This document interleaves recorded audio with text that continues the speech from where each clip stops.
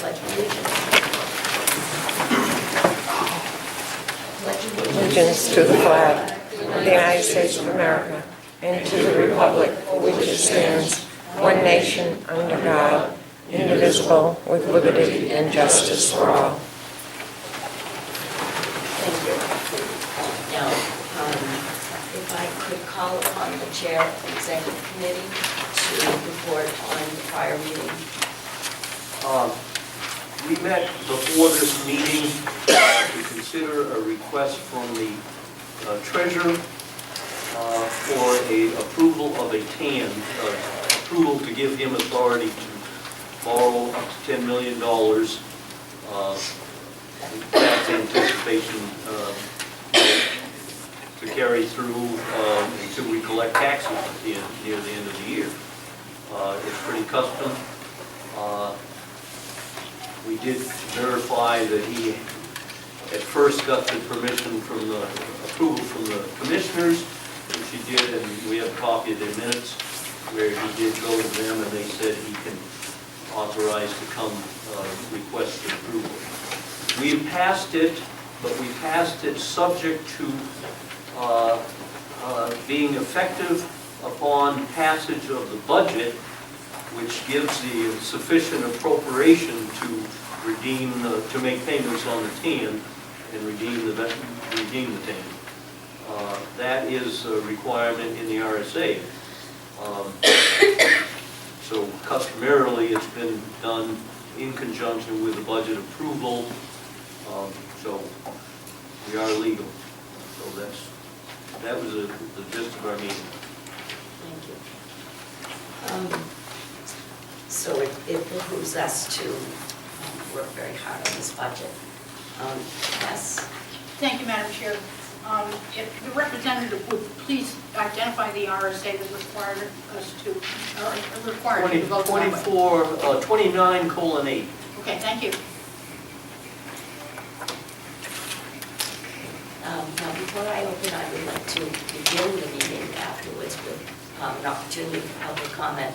But there's something that we, as the executive committee, the delegation, and each selectman are supposed to have received, and that's the statement of financial condition. And it is supposed to come from the commissioners. Commissioner, Naidu, could you let us know where that stands?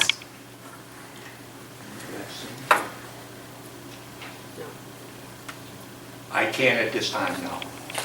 Could we get any of that? I guess Yeah. it was supposed to be done by February 15th, and it's supposed to be a statement of the condition of the county treasury depicting expenditures and income as of for the end of the year. And I guess it's supposed to go to each selectman, the secretary, probably DRA, not Secretary of State. Oh, it is the Secretary of State. Okay. And the towns and the city and all of us are supposed to receive copies prior to February 15th. Okay, so if ASAP, we can find out what's going on with that and get that out. I understand you've received an email requesting this about a week ago, and I hadn't seen it yet, so thank you. And hopefully I will not lose my voice tonight. I apologize. Sounds Okay. almost too late. I know. So next on the agenda is public comment. We have had several meetings regarding this budget. We are nearing the closing of the budget process and the final votes, and I would like to offer an opportunity for members of the public to speak on the budget and for an opportunity to hear from you. Yes, Representative. Madam Chair, the last vote that we had on our last meeting, and it was a motion made by you to continue this discussion of the budget to tonight, and the motion failed. So I'm wondering what we're doing. That was a motion to Let's see, let me Recess. read this. These are the minutes, because they were on our computers. Chair asked if members want to have an effect to after spending by waiting until after 25% of the spend.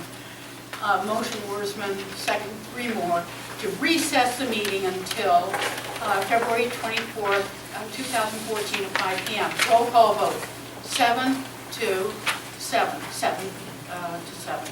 Motion fails. So that Thank meeting you, was that was, adjourned. so it wasn't recessed, it was adjourned, as I recall, someone made a motion to adjourn. And we had posted. You made a motion that failed, Madam Chair, and the motion was that we recess the meeting until today. The motion failed. So I'm wondering what we're doing here. That meeting ended. We have a posted meeting for tonight. It has been noticed, and that was made public at that meeting. This had to do specifically with the budget, that we were going to be talking, your motion was that we talk about it tonight. The motion to discuss the budget failed. Thank you, Representative Goldberg. Representative Hughes. Thank you, Madam Chair. Yeah. Representative Grulich is correct that there was a motion to recess and it failed. However, there was a posted meeting for the night. I moved that we adjourn, knowing that this meeting was already posted. And the motion to adjourn was done on a voice vote and passed. Thank you. Now, can we open up to hear from the public? I'm very slow. I don't understand how you address my argument at all. You did. Yes. There was a motion to recess. It failed. Recess to tonight. It That's right. failed. Yes. That was a recess motion, different than an adjournment. Of course. I motioned to adjourn, knowing there was already a meeting posted for tonight. So it overrode any recess. The recess failed, the meeting ended. The recess failed. That meeting ended. This is a different meeting. This, okay. We would have recessed, if you had to vote for recessing, that means that same meeting would be taking place right now. That's right, so it Recess failed. essentially meant no difference, but yes. I think the motion was to recess so we could meet on Thursday. But because we had one That we meeting should- posted, that is we adjourned correct. and came back today. That is correct, because this was supposed to be. Actually, there were several, but anyway. Could I please, with the permission of the delegates, open this up for any public comment? This is your opportunity before. Yes, My name is Gordon Blaze, and I'd like to ask a question. okay. I'm referring to two articles in the Laconia Sun on 2 different days. I have copies here if you'd like to see them, but I'd like an answer to this question. One article, paragraph says that since 2009, the county budget has been reduced by 39 full-time positions. Okay? So if we're reducing the county staff by full-time positions, replacing them with what? Part-time people? The second part of this is on the next day, there was an article put in by Ms. Warsman that in the same time period, as background, there are currently 6 employees and a salary expense that has grown 91.7%. We tell them here that we're decimating the nursing staff in this nursing home to pad the salaries of management? That's my question. To which I can give you an answer, I would have to defer to management. We appropriate funds, and we don't have any decision on how many people they have. All we do is deal with the appropriations. I think it should be looked into. Thank you. Can we listen to the public this time? I think that that Well, this is the time for the public to hear. Yes. Perfectly sound. I have a concern that the delegation does not know the true cost of running the county because the grant appropriations are not included in the budget for either 13 or 14. I'll give you 3 reasons why the grant appropriations do need to be in the budget process. One, it's the state law, RSA 2421:A, trumps any county agreement they have, any policy they've got that they've worked out with the auditors. Secondly, the auditors are never 100% correct, as Mr. Nader will verify, when he checked with DRA to find out that the auditors told the county commissioners that they could put depreciation in the budget, they could put vacation in the budget, bad debts expense in the budget, motorcycle lease, all those things are done. But depreciation was the largest item, that was $2.25 million that was in the budget from 2000 to 2009. the auditors were wrong. Mr. Nato checked with DRA, and Barbara Robinson corrected the situation, said you can't budget for depreciation. And third, not all grants are the same. And this is an interesting thing. On the county's website, you'll find 9 grants totaling $1,615,000. And I looked at each of those 9 grants to find out what was in each one. And some of them are 50-50, where the county matches the grant. The Department of Education grant is 63-37, where the county's got to match 37% of the what's granted. The Victims Witness Advocate grant is 43-57. That means it's a 57% county match. This may impact taxes to be raised, and I need you to raise that question. 2 other grants, one the Housing Rehabilitation Grant and the Cap Weatherization Grant, allow the county to keep $42,000 for administration costs. I think all of this needs to be brought into the appropriation process and the revenue side of things. And if it means having supplemental appropriation afterwards, because these things happen during the middle of the year, fine. But when you do the budget next year, you want to know what it actually costs the county to spend in 14. So. Are there any questions? Can I ask a question? Can we listen, can we just wait for the public, and then, yes, you ask all the questions. We can hold ours. Let's give the public an opportunity to speak. Well, I just, Yes, this is French, this is William French from Alton. I would just like to put in a plea for the taxpayers who are dealing with really tough times. I mean, many people are in arrears on their property taxes at this point. It's nice when we look at step increases for county employees, but those same step increases are not being enjoyed by people in the private sector. And it really is a time when we're hoping that the representatives overseeing these budgets will take into account just what's going on out there. Not only are people not getting step increases, they're just praying they can hold on to what jobs they have. Thank you very much. yes. Hi, I'm Paula Tromby from Meredith, and 2 things that I want to say. I actually want to reiterate what this gentleman said, because I came with the same question. And since it's public comment, not public questions, do you have an obligation to answer these questions to us tonight or by the next meeting, so that we have the answer to the questions that we're posing to you? The question he asked is not a question that I, as a chair or the delegation, can answer. We don't know, we don't have anything to say with how many employees there are. We appropriate funds for specific purposes, one of which is salaries in every department. But we have no control over, if there's 6 people in one department, we have no control of how much they get paid, or even if there are 6. We appropriate funds based on what we hope will be the use and what we strongly hope will be the use, but we don't have any control of the number of positions. I actually do know that from reading the various articles too, but why is there such a discrepancy in one article to the other? So that's my problem, is I'm not sure which to believe.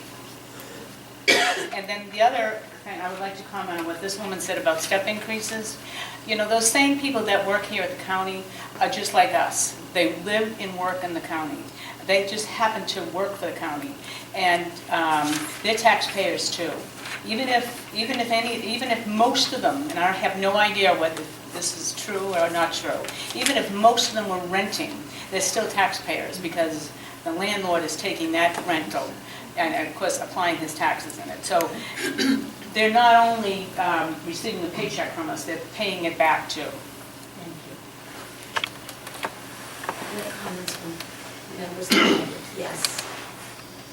Hunter Taylor from Alton. And again, I want to compliment the amount of time and the amount of effort that you people put in. I mean, I've been here enough to know that I would not want to be part of the process that you find yourselves. involved in.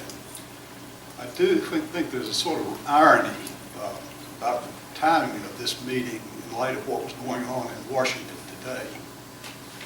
I mean, when the Defense Department feels a need, based upon the future of the salaries and benefits of the military, to ask that the military pay more of their benefits. I mean, I think we've arrived as a society at a time when government employees have to be like the rest of us. I mean, it is tough times, but I hope that you will do what you can to put a lid on the ballooning cost of health benefits that are being received by the county employees. And let me say that in many ways, I think this is to the benefit of the employees. I mean, what's going to happen at some point, there's not going to be enough money to pay for the positions. And I think that people would prefer having their job, even though they may have to pay a bit more in the way of health care. I mean, look, it's a problem across the board in this country, and it's getting worse. So, you know, I think that you should do, and I hope that you are doing, I'm confident that you are, doing what you can to put a lid on this. And I think that what you're doing will ultimately benefit everyone concerned, because if you don't do it, the jobs are going to disappear. Thank you.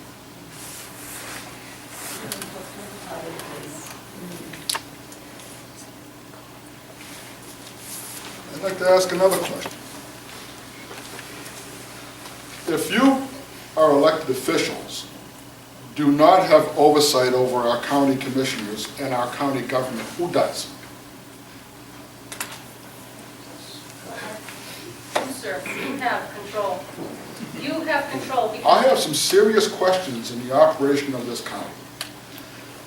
You all know that the 28 non-represented employees of this county are trying to organize with the Teamsters Union. Have you ever asked your question why? It's to protect themselves against bad management. And that's what we have here in this county. Poor leadership and bad management. My name is Dave DuBois from Samerton. In 2014, the two commissioners that aren't here are up for re-election. If you want to make changes, you need to replace them.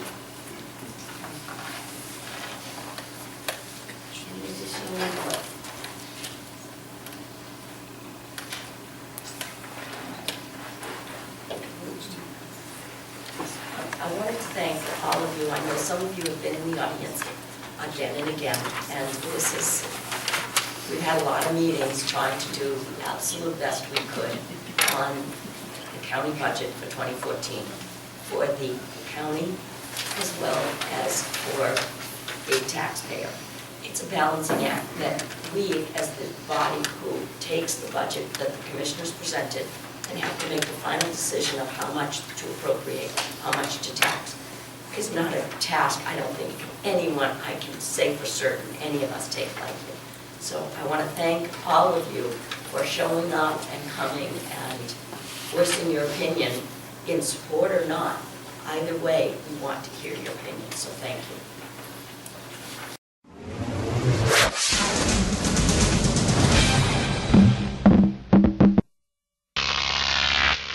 Drug